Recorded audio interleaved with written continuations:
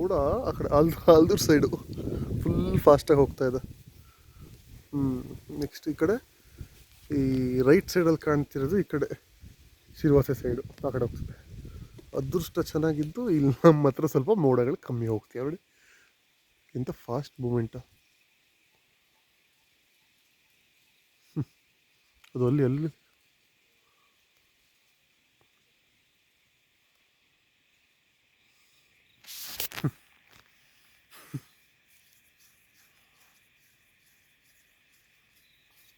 ಗಿಡ ತಂದಿ ನೋಡಿ, ಚೆನ್ನಾಗಿದೆ ಗಿಡ, ಪರವಾಗಿಲ್ಲ.